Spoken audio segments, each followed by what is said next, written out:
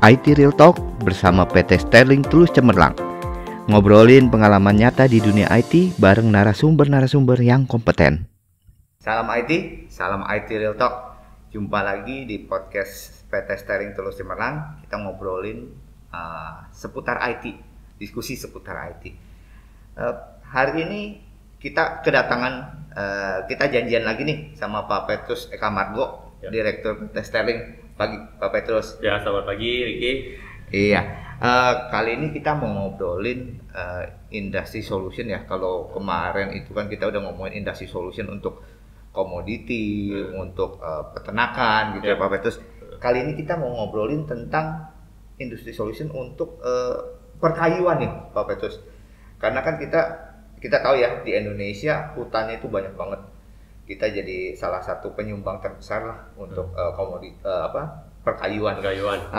Nah, boleh tahu sedikit Pak Petrus untuk solusi industry solution di kayu ini nih dengan SAP B1 tuh kenapa harus ada industry solution khusus untuk kayu Pak Petrus, untuk industri kayu? Ya. Seperti yang minggu-minggu lalu ya, yang podcast kita sebelumnya. Kan SCP itu generik ya, general gitu ya, solutionnya. Jadi dia bisa masuk untuk semua proses, standar proses di industri gitu ya. Nah, sama halnya dengan bahasan kita sebelumnya yang tentang farm dan komoditi ya. Nah, di kayu pun dia ada sesuatu hal yang unik sebenarnya. Oke. Ya kan, yang unik.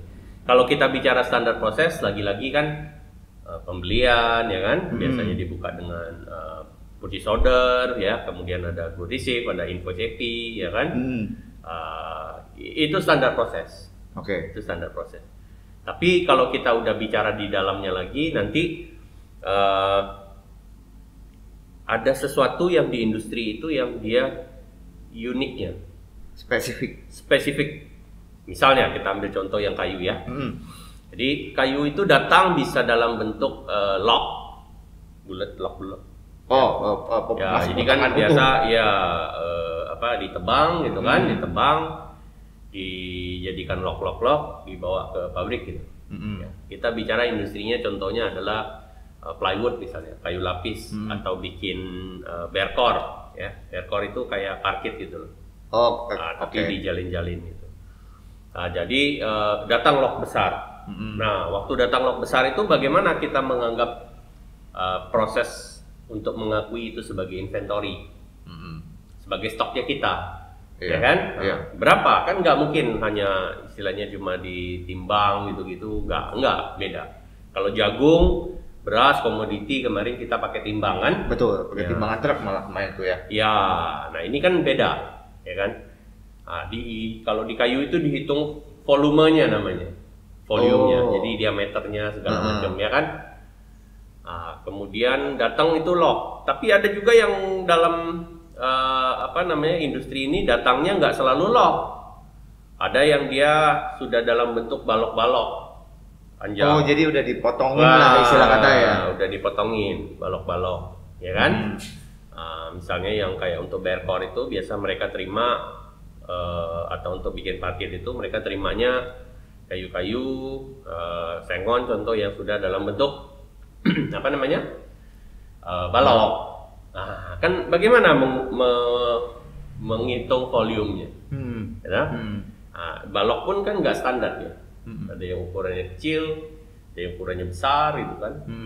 Lock pun ada yang ukurannya besar diameternya, tapi depannya besar, belakangnya mengecil gitu. Nah, iya itu gimana tuh gitu ya. Nah, gitu. Jadi itu diperlukan nggak bisa pakai cuma standar ya, distandarisasi mungkin secara volumenya setelah proses QC dan sebagainya. Jadi pada saat kita bicara spesifik industry solution untuk kayu, maka habis dari purchase order pun biasanya kan dalam volume metriknya meter kubik atau apa gitu ya. Nanti di tengah-tengah sebelum penerimaan itu biasanya kita ada tambahkan proses untuk proses QC-nya. Jadi nggak cuma sekedar beli terus ya kita terima, kita catat apa adanya, nggak seperti itu ya Pak Petrus ya berarti ya? Nggak juga. Jadi sama kayak beras misalnya kalau ada timbangan ya kan rafaksi segala macam. Nah di sini pun di kayu pun ada model kayak gitu tapi khusus untuk yang industri solutionnya kayu. Oh, terus kalau kayak di penyimpanannya gimana tuh Pak Petrus? Kan kita mirip-mirip ya kan, kayu itu istilah kata makhluk hidup ya, dulunya makhluk hidup lah pohon itu kan. Iya, jadi hidup. bisa jadi dia mengkerut ya Pak Petrus ya? Ya jadi gini, makanya kan kita terima bisa dalam kondisi sama sih, dia basah juga kan, ya kan, dalam kondisi basah. Selain menghitung volumenya tadi, ya, terus kadar air, basahnya juga dicek kan, karena kalau untuk dijadikan furniture, ya kan, atau dijadikan yang plywood atau dan kalau gitu kan harus kondisinya sudah kering supaya dia tidak busuk, ya kan. Nah, pengeringan itu ada prosesnya, ya kan. Biasa mereka masuk ke clean dryer segala macam ya. Dan clean dryer ini ada macam-macam juga. Ada yang dipotong nanti masuk clean dryer, ya kan. Keluar lagi nanti baru dipotong lagi, macam-macam prosesnya. Ya sampai ujungnya nanti di proses produksi itu udah ada sampai ke bikin produk jadinya. Nah jadi kita menghitung dari proses penerimaan itu biasanya ada kitir namanya, ada batch. Kitir itu kartu yang ditempelkan di paletnya lah. Oh, oke. Di paletnya gitu. Nah biasanya di kitir itu batchnya, identitasnya. Dari situ biasanya ada proses, ada yang masuk ke clean dryer satu gitu ya, dikeringkan pertama, nah kemudian keluar nanti dipotong segala macam, masuk lagi proses produksi berikutnya dan seterusnya gitu. Jadi setiap batch yang masuk itu kita manage di sistem. Ya, kita tempatkan dia di mana, nanti kitirnya di scan atau ditulis gitu ya, untuk dimasukkan ke dalam sistem. Dari mulai batch itu diterima di depan sampai nanti penggunaan di belakang sebagai raw material ke finish produknya, semi finish goodnya sampai ke finish goodnya itu di tracking. Oke. Nah, di industri kayu ini ada spesifik juga, dia harus ada, saya lupa namanya apa itu. Jadi untuk identitas gitu ya, bahwa kayu ini bukan ilegal. Oh, gitu. Oke. Kayaknya saya pernah dengar juga tuh. Iya. Nah itu saya lupa istilahnya, tapi kita pun tracking itu salah satunya. Jadi jangan sampai dia motongnya dari hutan lindung istilahnya. Terutama misalnya kalau mereka ekspor ke Eropa dan Amerika, Eropa gitu, dia dari government itu, sehingga kalau di trace balik dia tahu, oh ya ini dulu kita belinya dari petaninya yang ini misalnya gitu kan, industrinya kita kerjain dari ini, jadi bisa di trace. Ya, sama konsepnya seperti batch juga, tapi batch itu lebih untuk ke internal, proses kita di internal. Tapi kalau yang tadi itu identitas itu lebih untuk ke eksternal. Oke. Nah kalau di industri kayu itu Pak Petrus, pada saat proses-proses itu saya dengar-dengar dia harus keluarnya per batch ya. Kalau biasa kan kita item, ya udah item ini baru kita milih batchnya yang mana lah yang mau kita keluarin. Tapi kalau ini harus per batch ya. Kenapa harus sesuai batchnya ya Pak Petrus ya? Karena ada spesifikasi khusus tak? Sebenarnya bukan karena harus keluar per batchnya. Jadi kan quality lagi balik di awal waktu mereka sizing, mereka QC awal itu kan balok-baloknya ada yang besar, ada yang kecil, ada yang misalnya locknya diameternya besar, diameternya kecil. Jadi yang kecil kan pasti kecil-kecil semua nih, yang besar semua dong. Jadi udah pengkategoriannya kan seperti itu batchnya. Jadi batch itu untuk menandakan juga, oh ini nih yang kita terima dari si petani ini, ya kan, atau dari si tukang kayu yang vendor yang ini gitu. Kualitinya yang ini, size-nya yang segini, ukurannya. 10, 15 misalnya kan, dan seterusnya. Itu kan dibawa di proses produksi toh sampai jadi misalnya tadi lembaran berkornya atau jadi plywoodnya atau di furniture jadi kursinya gitu kan.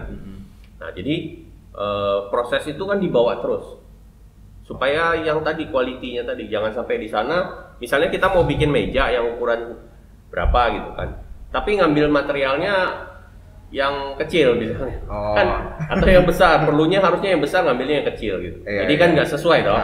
Akhirnya nanti efisiensi di produksinya tidak tercapai gitu kan. Wah, udah masuk ke semi finishnya udah mau diambil, kok bukan yang ini yang dibutuhkan misalnya. Jadi fungsinya itu juga salah satunya untuk membantu di sisi produksi pada saat menentukan kita mau pakai batch mana yang sebagai semi finish good yang mana untuk dijadikan material produksi finish good yang ini misalnya. Ya kan, jadi itu salah satu fungsinya batch itu kita pakai untuk itu juga. Jadi untuk mengidentifikasi juga lah ya, mengidentifikasi produknya gitu. Karena spesifik kan terima satu hari truknya datang, dalam satu truk bisa ada beberapa quality gitu kan. Jadi kan namanya juga industrinya tradisional, mereka terimanya bukan terima dari pabrikan gimana kan, terimanya juga dari vendor-vendor yang tradisional, ya pasti sizingnya nggak ada yang sama kan, kayu dibelah kan ketemu kan dok, yang mana yang miring-miring, yang mana itu pasti kan nggak selalu tumbuh pun lurus. Kalau customer stamp yang udah ada customernya perkayuan, kita punya tiga ya? Kita punya tiga ya. Apa aja tuh Pak produk-produknya? Lebih kayak tadi plywood, ke Berkor furniture. Oke. Cukup menarik Pak Petrus diskusinya. Kalau dari sisi salesnya sendiri, apakah ada yang khusus Pak Petrus? Kalau ini sih sebenarnya tidak seperti yang trading yang kemarin kita cerita, misalnya di industrinya beras, misalnya komoditi atau ke farm gitu ya. Yang ini sih sebenarnya lebih sedikit agak make to order. Agak make to order. Jadi biasanya pun yang industri, yang customer kita ini ya lokal adalah yang furniture kan. Tapi kalau untuk ekspor itu kan biasanya mereka udah mass production untuk tipe tertentu yang customer order gitu ya, atau customer pilih dari katalognya mereka. Jadi dan mungkin kalau Indonesia yang industri yang customer kita kan juga lebih mengandalkan untuk ekspor. Ya, untuk ekspor. Jadi nggak perlu, masih belum ada kebutuhan untuk sales pakai mobile application atau apa. Masih standar SAP. Berarti masih bisa ya pakai. Yang penting kan di SAP itu bisa capture untuk gambarnya, kan, attachmentnya, ya kan. Attachment itu untuk requirement surat-suratnya ya. Misalnya kalau ekspor kan ada pemberitahuan ekspor barang gitu kan, ada surat ini, surat itu gitu kan, legalitas macam-macamnya. Nah itu biasanya di attach di dalam sales ordernya itulah dia, atau di air invoice-nya seperti itu di attach. Sehingga kalau besok-besok mau dicari kan gampang. Nggak usah ngumpuk-ngumpuk laci lagi ya istilahnya ya. Untuk quotation misalnya atau sales order dia bisa attach gambar kan, nanti bisa di print, dikirim untuk ke di email ke customernya gitu. Jadi sebenarnya kalau fungsi-fungsi standar SAP juga banyak yang bisa dipakai untuk industri ini kan, karena udah ada ya kayak attachment gitu kan udah lengkap, emailnya connect dengan email server segala macam ya kan. Cuman mungkin yang di sisi tadi yang produksi penerimaan barang, mulai dari penerimaan barang tadi dalam tanda kutip kualitinya ya. Itu biasanya kita masukkan satu proses untuk bikin add-on itu tambahan. Tapi platform add-on-nya pun kan kita bikin di dalam SAP, jadi secara user juga dia tidak melihat jadi bukan dua sistem gitu, tapi tetap di dalam si SAP-nya ya. Oke. Jadi user, dari sisi user sih dia tidak merasa bahwa itu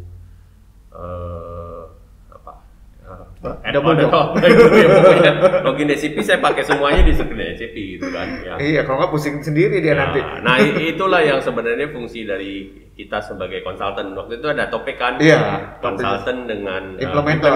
Nah topik itu. Nah jadi fungsi konsultan kan itu menjembatani, mencarikan solusi tuh. Dari sisi customer ya kan, ini toolsnya ada SAP gitu kan. Apa yang bisa jembatani. Oke. Thank you Pak Petrus diskusinya, informasinya sangat membantu ya teman-teman semuanya. Oke, nanti kita cari waktu lagi ya Pak Petrus. Ya, baik. Kita buat ngobrol industri solution yang lain di SAP Business One. Oke, terima kasih teman-teman. Jangan lupa ikuti terus podcast kami di Play Store, di Google Podcast, di Spotify, di Apple Podcast, dan di YouTube channel kami. Salam IT Real Talk. Bye bye.